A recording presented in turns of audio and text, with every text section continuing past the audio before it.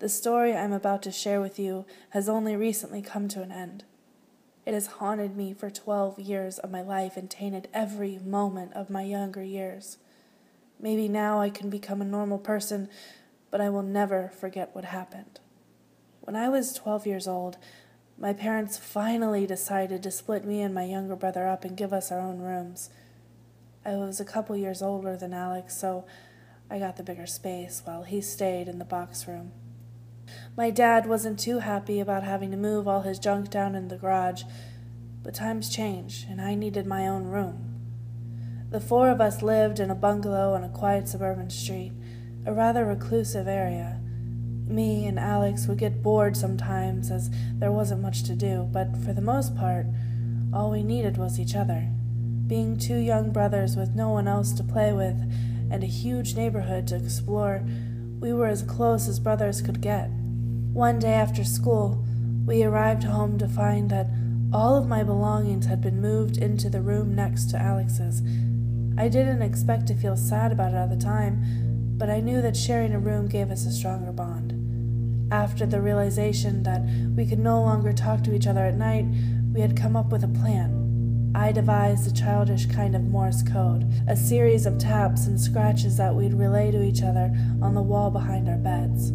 I knew that this way we wouldn't get caught talking in the hallway or get bored of a night. After about 3 months, we had become experts at secretly talking and had taught ourselves just over 100 words. But in our few months of doing this, one night in particular stood out amongst the rest. In the early hours of the morning, I was awoken by the familiar taps and scratches. This was confusing because Alex had never woken me up like this before. I sat up and listened intently to the words etched into the wall. It was vicious. It didn't sound like Alex, and some of it I couldn't even understand.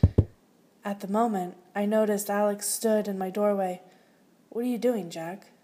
I stared at Alex in horror as the Morse code upon the wall continued.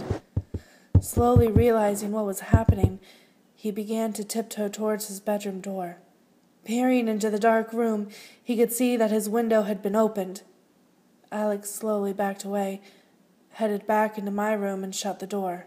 We didn't speak. We just listened.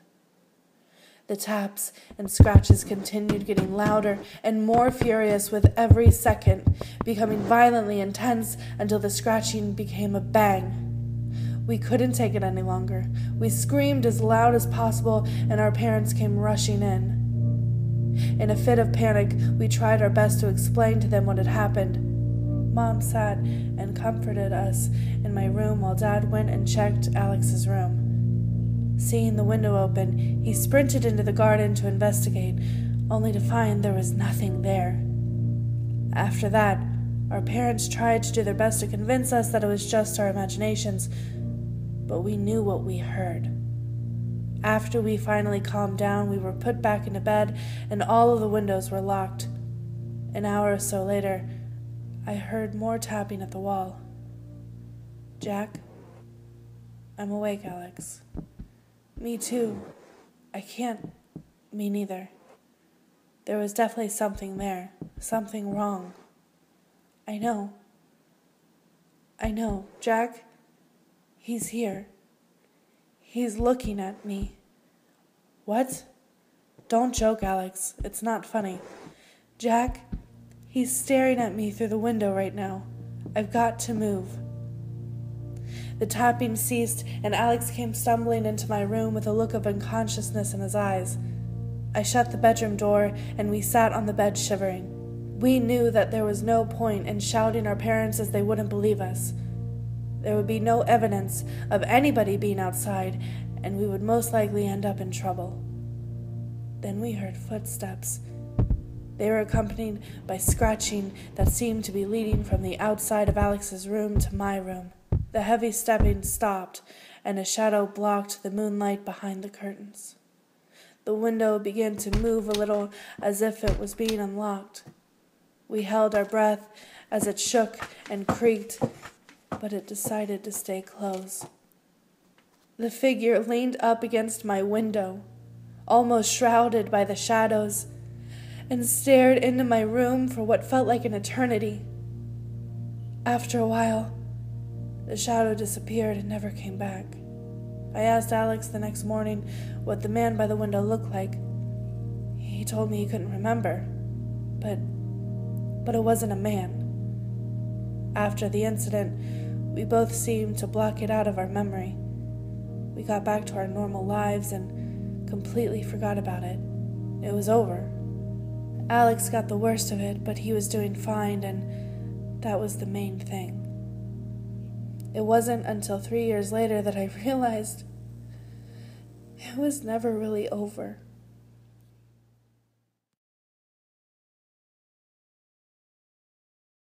Will you tell me a story? Nope.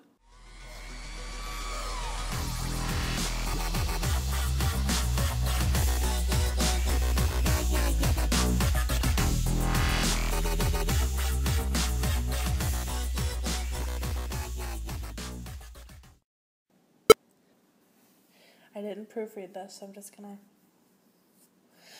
wing it. Alright, here we go. This story I'm about to share with you only has nope.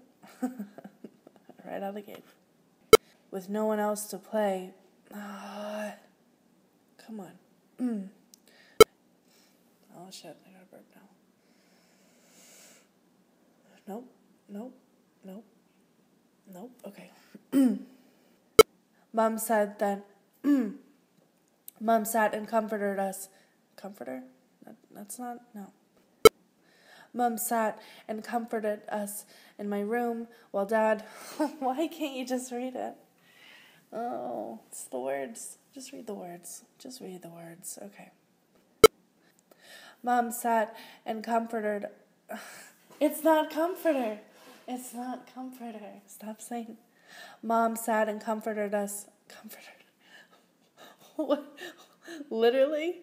Comforted. Mom sat and comforted. Oh my.